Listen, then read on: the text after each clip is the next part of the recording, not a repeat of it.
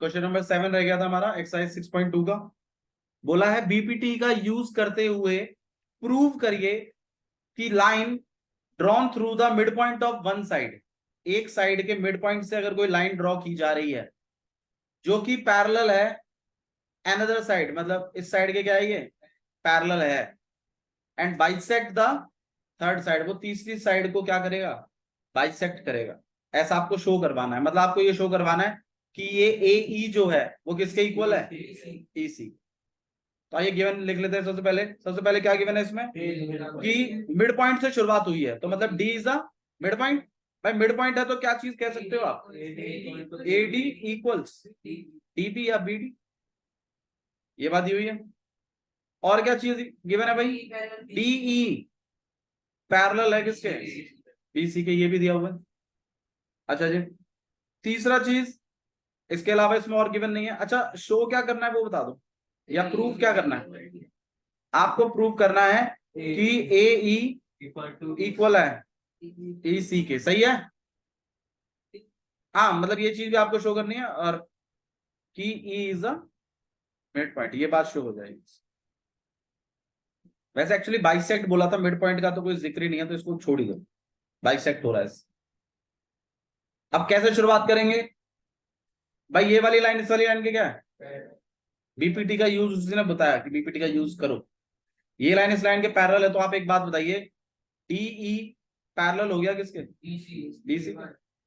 एक काम करते हैं, पहले ब्लूप्रिंट बना लेते हैं। भाई DE पैरेलल है किसके, तो आप कहीं ना कहीं ये लिख सकते हो ना, AD अपॉन में DB इक्वल है, सही है, लिख सकते हैं, क्लियर है। अच्छा जी, AD और DB ये दोनों के दोनों आपस में कैसे हैं, इक्वल है। तो आपको नहीं लगता ये AD और DB आपस में कैंसिल हो सकते हैं ऊपर नीचे, भाई इक्वल है ना। भाई मान लीजिए मैं 5/5 लिख दूं, तो ये कट कटा के 1 हो जाएगा ना। तो AD और DB दोनों आपस में कैसे हैं, इक्वल है। तो इसका मतलब ये आपस में कैसे हो सकते हैं, कैंसिल। इसको सीधे भी तो कर सकते हैं, गिवन में 1 equals to DB upon AB, और इसकी जगह 1 डाल दो मेरे को। ये दोनों 1 के बराबर है, नहीं, और ये कहा जा रहा है इसको AD को नीचे, DB को नीचे भेज दो। हाँ भेज दो, ठीक है, 1 के इक्वल कर दो, वो भी हो जाएगा, ये भी ठीक है। AD और DB दोनों आपस में कैसे हैं, इक्वल है। तो क्या ये दोनों आपस में, अगर AD और DB अगर इक्वल है, तो ये क्या आपस में कैंसिल हो सकते हैं, बिल्कुल हो सकते हैं। अगर आपको कैंसिल समझ में नहीं आ रहा तो आप एक काम करिए, भाई AD और DB इक्वल है, तो इसका मतलब आप DB की जगह क्या लिख सकते हो, ऐसे कर लीजिए, ज्यादा मेहनत हो, और लिख दीजिएगा यहाँ पर क्या, AD इक्वल टू DB। इसलिए मैंने DB को किससे बदल दिया, AD से। अब AD और AD तो कैंसिल हो सकते हैं, ये तो अलाउड है। फिर आपके पास क्या आ गया, 1/1, और यहाँ कितना हो गया, क्रॉस मल्टीप्लाई कर, EC इक्वल्स, यही काम तो करवाना था, करवा दिए। ऐसे करना, ठीक है। तो शुरुआत करें, सबसे पहले क्या लिखें भाई इसमें, ट्रायंगल, बिल्कुल। सबसे पहले तो DE या फिर इन ट्रायंगल से शुरुआत कर सकते हो आप।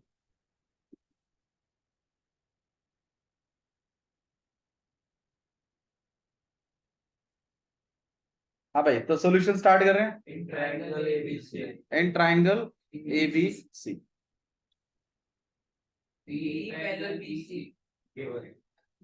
हाँ भाई DE जो है वो पैरेलल है किसके, BC के, और इसका रीजन क्या है, गिवन। और DE जब पैरेलल है BC के, तो इसका मतलब AD अपॉन DB अपॉन, और रीजन क्या है इसका, BP। और दोनों को ही आप किस में कन्वर्ट कर लीजिए, AD में, तो AD अपॉन, AD से AD कट गया, यहाँ 1/1, 1/1 इक्वल टू, हाँ लिखेंगे, यहाँ लिख देंगे हम AD इक्वल्स DB या BD। और जैसे ही 1/1 के इक्वल है, तो आप क्रॉस मल्टीप्लाई करोगे तो EC किसके इक्वल आ जाएगा, और ये आप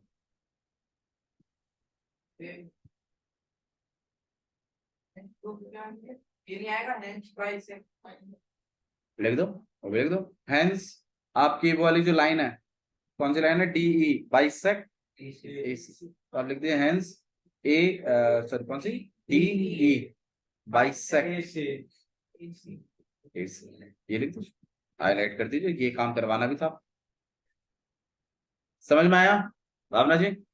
ठीक है, नेक्स्ट वाला देखिए भाई, क्वेश्चन नंबर 8। देखिए क्वेश्चन नंबर 8 क्या लिखा हुआ है।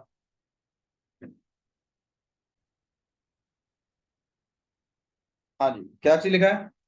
लिखा है using converse of BPT, converse of BPT theorem का यूज करते हुए प्रूव करिए कि line joining the mid points of any two sides of triangle is parallel to the third side. भाई इसका मतलब ये भी मिड पॉइंट है और यार ये भी क्या है, मिड पॉइंट है। आपको शो क्या करना है, ये डीई जो है वो पैरेलल है किसके, बीसी के।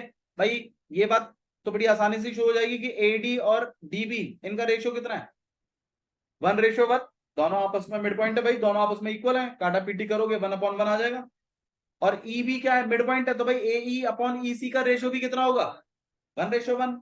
अब दोनों का रेशियो अगर 1:1 है तो इसका मतलब A D upon D B equal होगा किसके, ए अपॉन ई सी के। और कन्वर्स ऑफ बीपीटी से आप ये बात कह पाओगे कि डीई पैरेलल है बीसी। आइए भाई लिख देते हैं। तो सॉल्यूशन सबसे पहले गिवन लिख लेते हैं। हाँ भाई, गिवन में क्या लिखूं, बोलो। D is mid point, D क्या है, मिड पॉइंट। अच्छा जी, और डी अगर मिड पॉइंट है तो ए डी।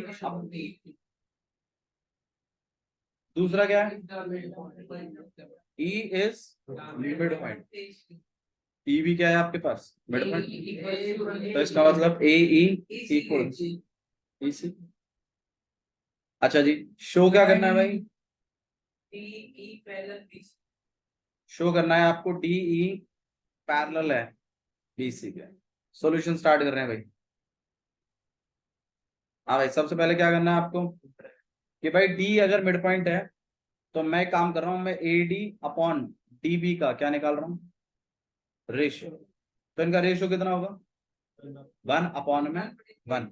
रीजन आप लिख देंगे, या फिर आप एक काम कर लीजिए, अगर आपको ऐसे नहीं समझ में आ रहा तो आप एक काम करिए भाई, ए डी इक्वल है किसके, डीबी के। ये ठीक है, रीजन क्या है इसका, गिवन। फिर आप इस डीबी को एडी के नीचे भेज दीजिए। अब यहां कुछ नहीं बचा तो 1/1 तो आई भाई, 1 तो आई। और किसी भी नंबर के नीचे अपॉन 1 लगाया जा सकता है भाई। जैसे मान लीजिए यहाँ पे 2x है इक्वल टू 5 है, ठीक है। अब जैसे ही आप इस x को अकेला करते हो तो 5 में क्या हो जाता है, यहाँ कुछ नहीं है तो क्या है। अब भाई ये db था, db मल्टीप्लाई बाय में 1 है बाय डिफॉल्ट। और जब आप db को अपॉन में भेज दोगे तो क्या चीज वहां रह जाएगी, 1। वहां ये मत कहिएगा 0 रह जाएगा, क्योंकि 0 से अगर मल्टीप्लाई होता तो ये चीज 0 ही बन जाती। तो वो किससे मल्टीप्लाई में है, 1 से। जब उसने जगह छोड़ी तो वहां पर ऑलरेडी क्या आ गया, और अपॉन में 1 तो है। तो ए डी अपॉन डीबी का रेशियो कितना बैठा है, 1/1। ऐसे ही मैं दूसरे वाले का रेशियो निकाल देता हूं, ए ई इक्वल है किसके, ई सी के भाई। हाँ, इसका रीजन भी क्या है आपके पास, गिवन।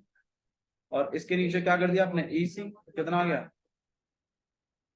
तो भाई इसका रेशियो भी 1/1 है, इसका रेशियो भी 1/1 है। आप इसे इक्वेशन फर्स्ट और इक्वेशन सेकंड बोल सकते हो। ये फर्स्ट है और ये इक्वेशन। अब आप क्या कर रहे हैं यहाँ पर, कंपेयर फर्स्ट एंड सेकंड। तो कहीं ना कहीं A D upon D B equal है ए ई अपॉन ई सी, और हेंस बिल्कुल ये जो लाइन है आपकी डीई पैरेलल हो गया, तो डीई पैरेलल बीसी। और रीजन क्या है इसका, कन्वर्स ऑफ बीपीटी। ठीक है, तो ये आपका वो दूसरा क्वेश्चन था, क्वेश्चन नंबर 8। ठीक है, हाँ भाई, प्रोबेबिलिटी पे थोड़ा सा डिस्कशन कर लेते हैं हम लोग। हाँ जी, प्रोबेबिलिटी का मतलब बेसिकली है चांसेस, किसी चीज के होने के कितने संभावनाएं, चांसेस है। इसको इस तरीके से समझिए, जैसे आपकी क्लास में, ठीक है, टोटल मान लीजिए 7 लोग हैं, ये ठीक है, 7 बच्चे हैं, ठीक है। और अब जैसे कोई भी 2 टीचर आपको पढ़ाते हैं, ठीक है, और अगर बोला जाए कि नहीं भैया इनमें से सबसे अच्छा कौन पढ़ाता है, जैसे मान लो मैं पढ़ाता हूँ और कल्पना मैं पढ़ाती हूँ, इसको इस तरीके से सोचो, ठीक है। और अब इनमें हमें चॉइस करना है कि भाई कौन सा अच्छा टीचर है या कौन सा ज्यादा अच्छा पढ़ाता है। अरे सुन तो लो यार, कल्पना मैम पढ़ाती है, आई कंप्लीटली एग्री। अब ध्यान दे, कल्पना मैम अच्छा पढ़ाती, तू पढ़ता साइंस, तू तो अपना और एस्थेसी कराता है, ठीक है। तो यहाँ पर जो मामला है वो आप देखो, इसी इसी चीज से ना आप प्रोबेबिलिटी को समझ पाएंगे। पहले समझो प्रोबेबिलिटी होता क्या है, क्वेश्चंस ठीक है, पहले समझ लीजिए ताकि आप बाहर के क्वेश्चंस भी कर पाए, ठीक है। तो मान लो फर्स्ट बच्चे जो मान लो वोटिंग स्टार्ट होती है, बच्चे ने सबसे पहले बच्चे ने कल्पना मैम को चॉइस किया, तो फिर कल्पना, फिर ठीक है, फिर मतलब ओके, ठीक है, नहीं ऐसी बात नहीं, ऐसी बात। अब यहाँ पर क्या हो रहा है कि देखो, अब कोई बंदा, अब जैसे कोई बंदा जीतेगा नहीं जीतेगा, ये चीज कैसे पता लगाएं कि भाई, अब जैसे वो मान लो जब कभी इलेक्शंस होते हैं उससे पहले एक एग्जिट पोल होता है, आपने कभी सुना हो एग्जिट पोल? भाई उसमें नहीं नहीं, मतलब एक तो एक्चुअल पोलिंग है भाई लोगों, लेकिन एक क्या होता है ना, एग्जिट पोल होता है। एग्जिट पोल का मतलब है कि लोगों से ना विचार लिए जाते हैं कि भाई, जैसे मान लो कि मतलब भाई, अब जैसे आप ही लोगों ने देखा हो, कुछ लोग बैठे रहते हैं, हाँ भाई आप मतलब किसको वोट दोगे, तो क्या था कि नहीं मैं, हाँ। अब वो एक्चुअल वोटिंग थोड़ी है, एक अनुमान लगाया जा रहा है कि मतलब हवा किसकी चल रही है भाई, ठीक है। तो इस तरीके से फिर लोगों से पूछते हैं वो लोग, और एक्चुअल पोलिंग से पहले एग्जिट पोल का रिजल्ट दे देते हैं कि हमारे हिसाब से तो ये होने वाला है, क्योंकि लोगों का मत कुछ इस तरीके का है। अब भाई किसी गांव में ज्यादा वोट निकल आए वो एक अलग बात है, उस लोगों उस गांव में गए नहीं भाई प्रचार वाले या फिर न्यूज वाले, वहां की नहीं लिया हिसाब किताब, ऐसा हो जाता है कभी कभी। एक्चुअल पोलिंग और एग्जिट पोल्स में थोड़ा बहुत फर्क आ जाता है, ठीक है, बट काफी हद तक सेम ही होता है मामला। तो इसी तरीके से मान लीजिए अगर मुझे पता करना है कि हाँ भाई, मतलब अगर मान लो कल को मैं वोटिंग करा दूं तो इसमें बेस्ट टीचर कौन बन जाएगा, तो उसके लिए आपको क्या करना पड़ेगा, हर एक बच्चे का विचार लेना पड़ेगा। तो किसी भी चीज की जीतने या होने की संभावना है, प्रोबेबिलिटी कहलाती है, ठीक है। अब मान लीजिए मैं प्रोबेबिलिटी निकाल रहा हूं ऑफ रवि भैया, ठीक है। अब ये चीज पता करने के लिए आपको सबसे पहले ये पता लगाना पड़ेगा कि रवि भैया के फेवर में कितने लोग हैं और टोटल कितने हैं, ठीक है। तो अगर हम इस चीज से स्टार्ट करें तो भाई सबसे ऊपर में आप लिखते हो, प्रोबेबिलिटी का अपना फॉर्मूला होता है, और हाँ जी, प्रोबेबिलिटी का अपना फॉर्मूला है, और फॉर्मूला क्या है कि number of favourable outcome, number of favourable outcome, और अपॉन में total number of outcome,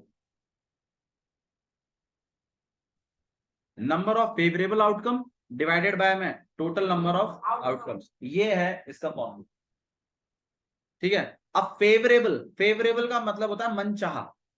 for example जैसे मान लीजिए हम प्रोबेबिलिटी निकाल रहे हैं रवि भैया के जीतने की, तो भाई फेवरेबल कौन होगा, जो रवि भैया के फेवर में है, उनके साथ हैं, वो फेवरेबल में आएंगे। और आपको नंबर्स काउंट करने हैं कितने फेवर में, क्योंकि लिखा हुआ है उसमें नंबर ऑफ फेवरेबल आउटकम। तो अगर हम इस क्लास में जाएं तो भाई कितने फेवर में है, तो 1 2 और 3, तीन ही लोग फेवर में, तो भाई नंबर ऑफ फेवरेबल आउटकम की जगह क्या रखा जाएगा, 3, और टोटल आउटकम्स में कितना रखा जाएगा, 7। यहां आउटकम का मतलब समझा देता हूं मैं आपको, आउटकम्स का मतलब होता है रिजल्ट्स। इस केस में जो हम लोग अभी कर रहे हैं इसमें आप कह सकते हो आउटकम का मतलब है कि कितने लोग आउटकम, इस केस में ये जो हम क्वेश्चन जो कर रहे हैं, बेसिकली आउटकम्स का मतलब होता है रिजल्ट्स। तो कितने तो फेवरेबल रिजल्ट्स हैं डिवाइडेड बाय टोटल कितने रिजल्ट्स हो सकते हैं, कितने रिजल्ट्स हैं टोटल, कितने रिजल्ट्स, तो टोटल कितने रिजल्ट्स हैं 7, फेवर में कितने हैं 3, तो 3/7 चांस है किसका, रवि भैया के जीतने का। ठीक है, इसी तरीके से अगर मैं बोलूं कि नहीं भाई कल्पना मैम के जीतने का चांस कितना है, तो कितना है भाई 4/7। क्यों, क्या होगी, अरे स्पेलिंग क्या होगी, कल्पना चले, ठीक है, तो 4/7। ओके, क्लियर है। अच्छा जी, अब एक चीज को थोड़ा सा और हम यहाँ पे एनालाइज कर लेते हैं।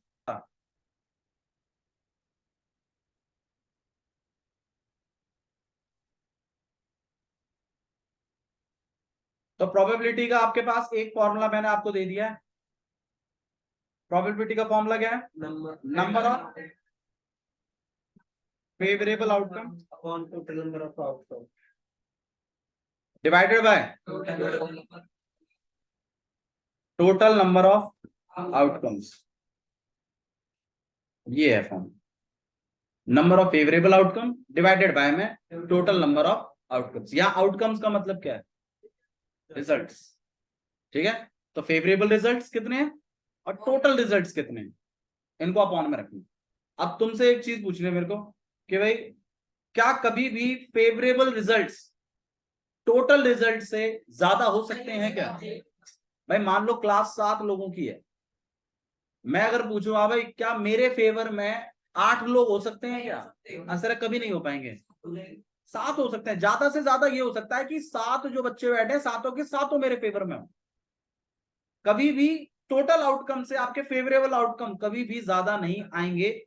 इस वजह से ध्यान रखिएगा, फेवरेबल आउटकम आपके हमेशा कम या बराबर होते हैं किससे, टोटल आउटकम से। मतलब आपके आंसर ऐसे आएंगे हमेशा, ऐसे 3/5, मतलब ऊपर वाला छोटा होगा नीचे वाला बड़ा होगा, क्योंकि फेवरेबल आउटकम हमेशा कम होंगे ना टोटल आउटकमों से। ज्यादा से ज्यादा ये हो सकता है कि 5/5 आ जाए, लेकिन क्या कभी ये हो सकता है क्या, फेवरेबल आउटकम टोटल आउटकम से कभी भी ज्यादा नहीं होंगे। समझ में आ रही है मैं क्या कहने की कोशिश कर रहा हूं। ठीक है, तो फेवरेबल आउटकम आपके ऑब्वियस सी बात है कम होंगे, टोटल आउटकम आपके ज्यादा होंगे। ठीक है, अच्छा जी, अब देखिए जैसे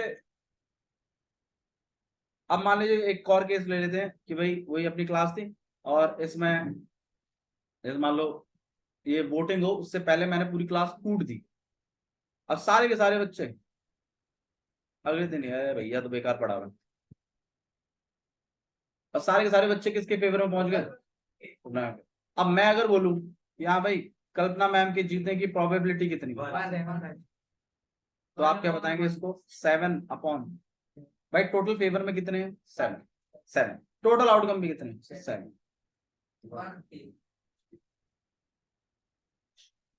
भाई मैक्सिमम क्या, सारे के सारे फेवर में भाग गए। तो प्रोबेबिलिटी का जो मैक्सिमम वैल्यू वो आपकी 1 होती है, सबसे बड़ी वैल्यू प्रोबेबिलिटी की। मतलब 1 से ऊपर कभी भी अगर आपका प्रोबेबिलिटी का आंसर आ रहा है ना, तो बेधड़क गलत बोल देना, गलत है कुछ। प्रोबेबिलिटी का आंसर आपका कभी भी 1 से ज्यादा आएगा ही नहीं, क्योंकि फेवरेबल आउटकम आपके टोटल आउटकम के बराबर हो सकते हैं। लास्ट में बराबर होते ही कट कटा के बनाता है।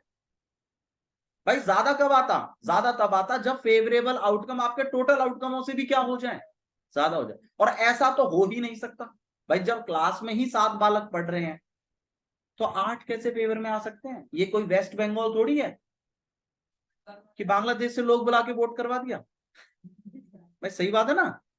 तो इस तरीके से आप ये बात को समझो कि कभी भी आपका जो प्रोबेबिलिटी का मैक्सिमम आंसर है वो कितना होता है 1।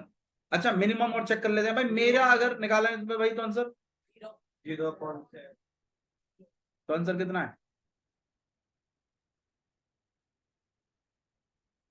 मेरी बात समझ में आ रही है? तो प्रोबेबिलिटी की मैक्सिमम वैल्यू कितनी है 1, मिनिमम कितनी है 0, ये ध्यान रखिए।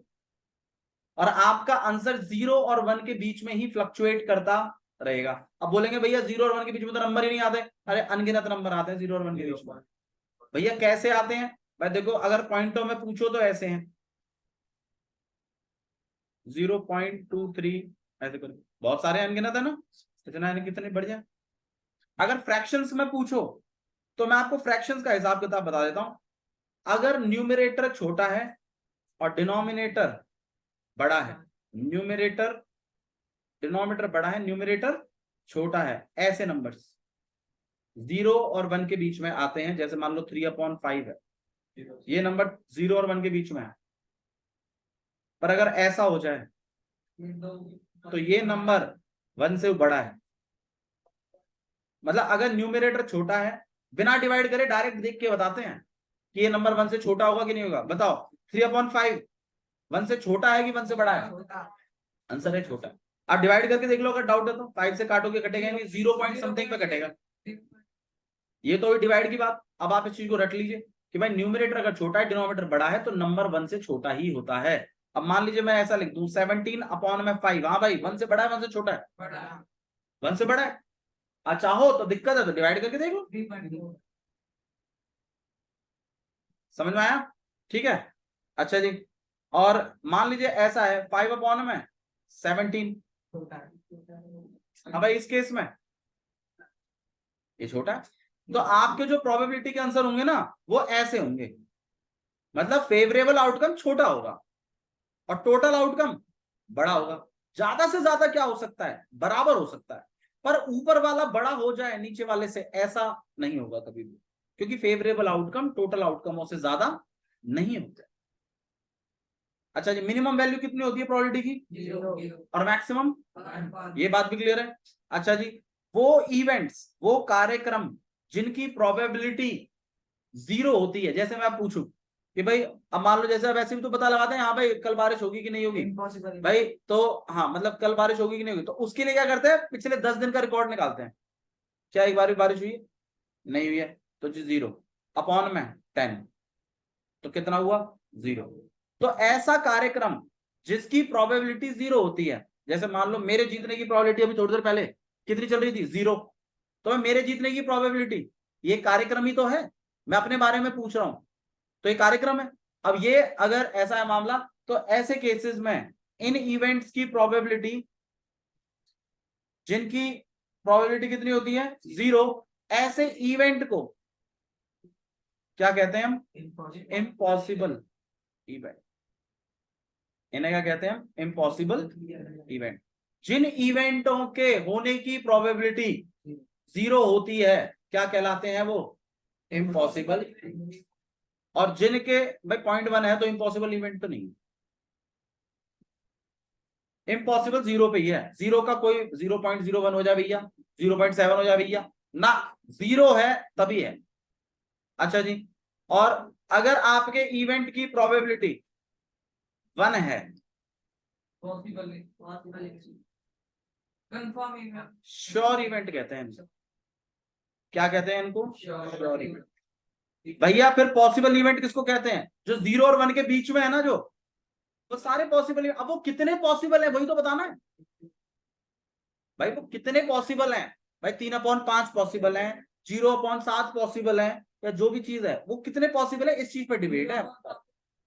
हाँ वो जो भी चीज है, ठीक है, वो कितने पॉसिबल है उसी पर डिबेट है कि प्रोबेबिलिटी है तो कितनी है। अगर 0 है प्रोबेबिलिटी तो ऐसे इवेंट को एक स्पेशल नाम दिया है, क्या? इम्पॉसिबल। अगर आपके इवेंट की प्रोबेबिलिटी अगर 1 है तो ऐसे इवेंट को क्या नाम दिया है? सॉरी, और अगर बीच में है तो वो पॉसिबल है। अब वो कितने पॉसिबिलिटी है वही चीज तो पूछ रहा हूं, उसी पे तो चैप्टर है। ठीक है, तो इतना ध्यान रखिए, कल हम इसको और डिटेल में करेंगे। भाई देखो जो 2 क्वेश्चंस मैंने कराए वो कर लीजिएगा। कल आपको कन्वर्स और बीपीटी कराएंगे, और प्रोबेबिलिटीज और बढ़ाएंगे, ठीक है। नमस्ते।